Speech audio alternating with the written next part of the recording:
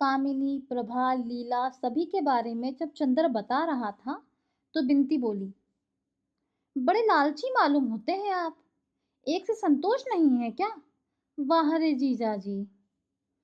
कैलाश ने मुस्कुराकर चंद्र से पूछा, इसका ब्याह हुआ है कि नहीं? हो गया, चंद्र ने कहा। तभी बोलने का अभ्यास कर रही है। मंडप में भी इसीलिए बैठी है क्या? कैलाश ने कहा। बिनती झेप गई और उठकर चली गई। संस्कार शुरू हुआ। कैलाश के हाथ में नारियल और उसकी मुट्ठी पर सुधा के दोनों हाथ। सुधा अब चुप थी, इतनी चुप कि लगता था उसके होठों ने कभी बोलना जाना ही नहीं। संस्कार के दौरान ही पारस्परिक वचन का समय आया। कैलाश ने सभी प्रतिज्ञाएं स्वयं कही। शंकर बाबू ने कहा, लड़की भी शिक्षित है और उसे भी स्वयं वचन करने होंगे। सुधा ने सिर हिला दिया। एक असंतोष की लहर सी बारातियों में फैल गई। चंद्र ने बिनती को बुलाया, उसके कान में कहा, जाकर सुधा से कह दो कि पागलपन नहीं करते, इससे क्या फायदा? बिनती ने जाकर बहुत धीरे से सुधा के कान में कहा। सुधा ने सिर उठाकर देखा, सामने बरामदे की सीढ़ियों पर चंद्र बैठा हुआ, बड़ा चिंतित सा कभी शंकर बाबू की ओर देखता और कभी सुधा की ओर। सुधा से उसकी निगाह मिली और वह सिहर सा उठा। सुधा क्षण भर उसकी ओर देखती रही। चंद्र ने जाने क्या कहा और सुधा ने आंखों ही आंखों में उसे क्या जवाब दे दिया। उसके बाद सुधा नीचे रखे हुए पूजा के नारियल पर लगे हुए सिंदूर को देखती रही, फिर एक बार चंद्र की ओर देखा। विचित्र सी थी वह निगाह, जिसमें कातरता नहीं थी, करुणा नहीं थी, आंसू नहीं थे, कमजोरी नहीं थी। बस था तो एक गंभीरतम विश्वास, एक उपमाहीन स्नेह, एक संपूर्णतम समर्पण। लगा जैसे वह कह रही हो, सचमुच तुम कह रहे हो? फिर सोच लो चंद्र, इतने दृढ़ हो, इतने कठोर हो, मुझसे मुंह से क्यों कहलवाना चाहते हो? क्या सारा सुख लूट कर थोड़ी सी आत्मवंचना भी मेरे पास नहीं छोड़ोगे? अच्छा लो मेरे देवता। और उसने हार कर सिसकियों से सने स्वरों में अपने को कैलाश को समर्पित कर दिया, प्रतिज्ञाएं दोहरा दी और उसके बाद साड़ी का एक छोर खींचकर नथ की डोरी ठीक करने के बहाने उसने आंसू पोंछ लिए। चंद्र ने गहरी सांस ली और बगल में बैठी हुई बुआ जी से कहा, बुआ जी अब बैठा नहीं जाता, आंखों में जैसे किसी ने मिर्च भर दी हो। जाओ जाओ, सोए रहो ऊपर, खाट बिछी है ऊपर, कल सुबह 10 बजे विदा करे कोहे, कुछ खायो पियो ने तो पड़े रहे वो। बुआ ने बड़े स्नेह से कहा। चंद्र ऊपर गया तो देखा एक खाट पर बिनती औंधी पड़ी सिसक रही है। बिनती, हे बिनती। उसने बिनती को पकड़कर हिलाया। बिनती फूट फूट कर रो पड़ी। उठ पगली, हमें तो समझाती है, खुद अपने आप पागलपन कर रही है। चंद्र ने कहा। बिनती उठकर एकदम चंद्र की गोद में समा गई और दर्दनाक स्वर में बोली, हाय चंद्र, अब क्या होगा? चंद्र की आंखों में आंसू हो गए। वह फूट पड़ा और बिनती को एक डूबते हुए सहारे की तरह पकड़कर उसकी मांग पर मुंह रखकर फूट फूट कर रो पड़ा। लेकिन फिर भी संभल गया और बिनती का माथा सहलाते हुए और अपनी सिसकियों को रोकते हुए कहा, रो मत पगली। धीरे धीरे बिनती चुप हुई और खाट के पास नीचे छत पर बैठ गई और चंद्र के घुटनों पर हाथ रखकर बोली, चंद्र, तुम आना मत छोड़ना, तुम इसी तरह आते रहना जब तक दीदी ससुराल से लौट ना आए। अच्छा। चंद्र ने बिनती की पीठ पर हाथ रखकर कहा, घबराते नहीं, तुम बहुत बहादुर लड़की हो, सब चीज बहादुरी से सहना चाहिए। कैसी दीदी की बहन हो? क्यों? बिनती उठकर नीचे चली गई। चंद्र लेटा रहा।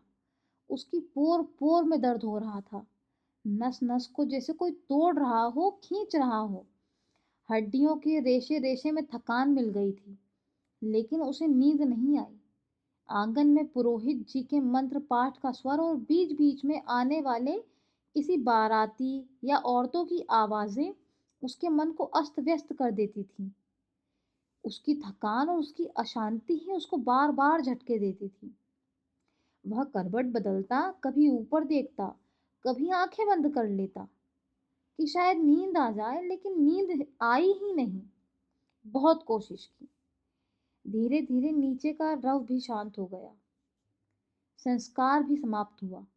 बाराती उठकर चलने लगे और वह आवाज़ों से यह पहचानने की कोशिश करने लगा कि अब कौन क्या कह रहा है। धीरे धीरे सब शोर शांत हो गया। चंदर ने फिर करवट बदली और आंख बंद कर ली। धीरे धीरे कोहरा उसके मन पर छा गया। वह इतना जागा कि अब अगर वह आंख भी बंद करता तो जब पलकें पुतलियों से छा जाती तो एक बहुत कड़वा दर्द होने लगता था। जैसे जैसे उसकी थोड़ी सी आंख लगी, किसी ने सहसा उसे जगा दिया। पलक बंद करने में जितना दर्द हुआ था उतना ही पलकें खोलने में। उसने पलकें खोली, देखा सामने सुधा खड़ी थी। मांग और माथे में सिंदूर, कलाई में कंगन, हाथ में अंगूठियां, कड़े, चूड़े, गले में गहने, बड़ी सी नथुनी डोरे के सहारे कान में बंधी हुई। आंखें जिनमें भादों की घटनाओं की गरज खामोश हो रही सी, बरसात सी हो गई। वह क्षण भर पैताने की तरह खड़ी रही। चंदर उठकर बैठ गया।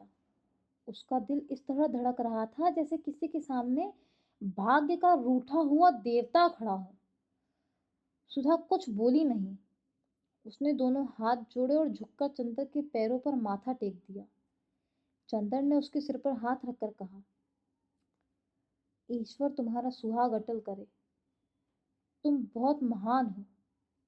मुझे तुम पर आज से गर्व है। आज तक तुम जो कुछ थी उससे कहीं ज्यादा हो मेरे लिए सुधा। सुधा कुछ नहीं बोली। आंचल से आंसू पोंछती हुई पायताने जमीन पर बैठ गई और अपने गले से एक बेले का हार उतारा। उसने तोड़ डाला और चंदर के पांव खींचकर खाट के नीचे जमीन पर रख लिए। अरे यह क्या कर रही हो सुधा? चंदर ने कहा। जो मेरे मन में आएगा वो। बहुत मुश्किल से रुंधे गले से सुधा बोली। मुझे किसी का डर नहीं। तुम जो कुछ दंड दे चुके हो उससे बड़ा दंड तो अब भगवान भी नहीं दे सकेंगे। सुधा ने चंदर के पांवों पर फूल रखकर उन्हें चूम लिया और अपनी कलाई में बंधी हुई एक पुड़िया खोलकर उसमें से थोड़ा सा सिंदूर उन फूलों पर छिड़ककर चंदर के पांवों पर सिर रखकर चुपचाप रोती रही। थोड़ी देर बाद उठी और उन फूलों को समेटा, अपने आंचल के छोर में उन्हें बांध लिया और उठकर चली। बिल्कुल धीमे धीमे, निशब्द, उस शाम की ओट में। कहाँ चली सुधा? चंद्र ने सुधा का हाथ पकड़ लिया। कहीं नहीं, अपना हाथ छुड़ाते हुए सुधा ने कहा। नहीं नहीं सुधा, लाओ ये हम रखेंगे। चंदन ने सुधा को रोकते हुए कहा। बेकार है चंदर, कल तक परसों तक ये झूठे हो जाएंगे मेरे देवता। और सुधा सिसकते हुए चली गई। एक चमकदार सितारा टूटा और पूरे आकाश पर फिसलते हुए न जाने किस क्षितिज में खो गया। दूसरे दिन 8 बजे तक सारा सामान स्टेशन पर पहुंच गया। शंकर बाबू डॉक्टर साहब पहले ही स्टेशन पर पहुंच गए थे। बारात भी सब वहीं से चले गए थे। कैलाश और सुधा को स्टेशन तक लाने का जिम्मा चंदर पर था। बहुत जल्दी करते करते भी 9:15 बज गए थे। उसने फिर जाकर कहा। कैलाश और सुधा खड़े हुए थे। पीछे से नाइन सुधा के सिर पर पंखा रखी थी और बुआजी रोचना कर रही थी। चंदर के जल्दी मचाने पर अंत में उन्हें फुर्सत मिली और वह आगे बढ़े। मोटर पर सुधा ने ज्यों ही पांव रखा कि बिनती पांव से लिपट गई और रोने लगी।